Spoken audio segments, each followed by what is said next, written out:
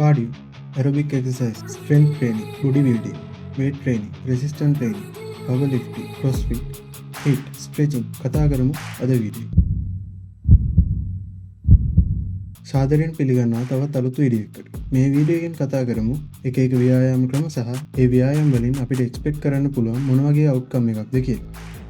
අපි කරන ව්‍යායාම අතරතුර අපේ ඇඟේ ඔක්සිජන් භාවිත වෙන විදිහ අනුව ව්‍යායාම වර්ග දෙකකට බෙදෙනවා. එකක් තමයි aerobic exercises. අනිත් එක තමයි anaerobic exercises.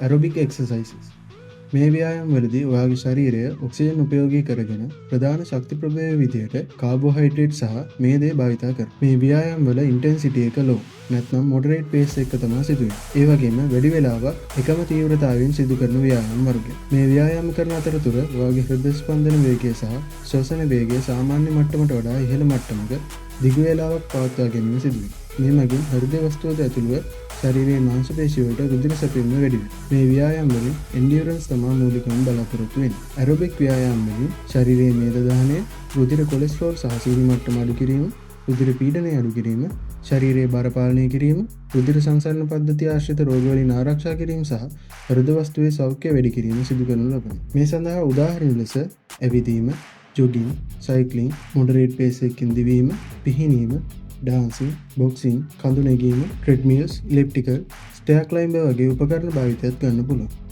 anaerobic exercises මේ ව්‍යායාම වලදී ශරීරයේ ඔක්සිජන් ඉල්ලුම සැපීමට වඩා වැඩි වෙන නිසා ශරීරයේ මාංශ පේශි වල ගබඩා වෙලා තියෙන ග්ලූකෝස් තමයි ප්‍රධාන ශක්ති ප්‍රභේය විදියට භාවිත වෙන්නේ. මේ ව්‍යායාම high intensity එකකින් කුඩා වේලාවක් තුලදී සිදු කරනු ලබන muscle strength සහ hypertrophy තමයි මේ ව්‍යායාම වලින් මූලිකවම බලාපොරොත්තු වෙන්නේ. මේ සඳහා උදාහරණ ලෙස sprinting, resistance, එහෙමත් නැත්නම් weight training, high intensity interval training, calisthenics, plyometrics ගන්න පුළුවන්.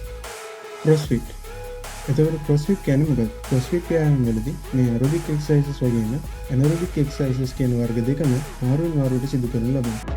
අපි මේ එක එක ව්‍යායාම ක්‍රම ගැන වෙනම වීඩියෝ වලින් කතා කරමු. මේ වීඩියෝ එකෙන් ඔයාලා අලුත් දෙයක් ගන්න ඇති කියලා හිතනවා. එහෙනම් තවත් මේ වගේ වීඩියෝ එකකින් හම්බෙමු. සුබ දවසක්.